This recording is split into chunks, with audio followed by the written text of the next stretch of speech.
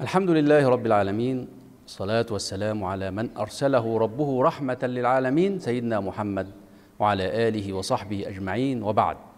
أيها الأحبة الكرام، نلتقي اليوم مجددا مع حديث من أحاديث رسول الله صلى الله عليه وسلم الذي أرسله ربه رحمة للعالمين، لنتعرف على معنى المسلم الحقيقي.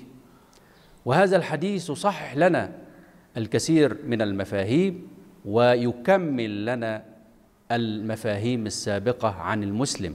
كثير من الناس يظن أن الإسلام فقط هو مجرد أداء العبادات، لكن هناك جوانب أخرى إلى جانب العبادات، وهذه الجوانب هي ما دلنا عليها النبي صلى الله عليه وسلم في حديثه: المسلم من سلم المسلمون من لسانه ويده، والمهاجر من هجر ما نهى الله عنه.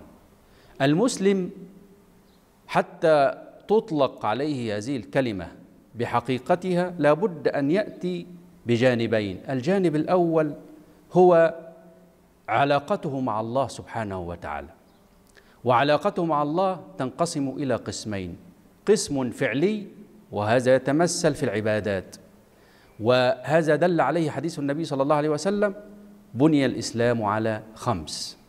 وقسم آخر ذكره حديث اليوم، وهو في قوله صلى الله عليه وسلم: والمهاجر من هجر ما نهى الله عنه، أي كما أنت في علاقتك مع الله ينبغي أن تؤدي العبادات، أيضا هناك جانب آخر قد يغفل عنه كثير من الناس، وهو أنه الجانب التركي، وهو أن يترك ويهجر ما نهى الله عنه. هناك أيضا علاقة إلى جانب علاقة المسلم بالله سبحانه وتعالى، توجد علاقة المسلم بالناس، وهذا الحديث أيضا يبين لنا هذه العلاقة.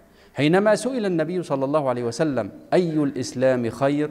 قال: تطعم الطعام وتقرأ السلام على من عرفت ومن لم تعرف. هذا جانب نفعي للناس وجانب فعلي من الإنسان. وإلى جانب هذا الجانب هناك جانب آخر، وهو جانب تركي، عبر عنه النبي صلى الله عليه وسلم بقوله: المسلم من سلم المسلمون من لسانه ويده. إذن يجب عليك أن تضم إلى الجانب النفعي للناس، أن تضم إلى ذلك جانب تركي، وهو أن يسلم الناس جميعا من أذاك. في هذا الحديث النبي صلى الله عليه وسلم يعبر بهذه الكلمات الثلاث: المسلم من سلم المسلمون من لسانه ويده، وهي ترجع كلها وكذلك غيرها من المعاني كالسلم والاستسلام والإسلام والمسلم والمسلمون، كلها يرجع إلى أصل واحد، وهي كلمة سلم. وهذا يؤدي أو يعرفنا بأن الإسلام هو دين سلام ودين استسلام ودين سلم. كل هذه المعاني ترجع إلى معنى واحد، وهو السلم والإسلام. وأيضا في هذا الحديث من سلم المسلمون، ليس المقصود المسلمون فقط، وإنما في رواية أخرى جاءت عن النبي صلى الله عليه وسلم أنه قال: المسلم من سلم الناس من أذاه، أو من سلم الناس من لسانه ويده. هذا يعم المسلمين وغير المسلمين، ليس المسلمون فقط، وإنما أيضا أن يسلم النبات ويسلم الحيوان من أذاه. فالنبي صلى الله عليه وسلم ورد عنه أنه قال: دخلت امرأة النار في هرة حبستها. وورد عنه أيضا أنه قال: إذا قامت القيامة وفي يد أحدكم فسيلة فليغرسها.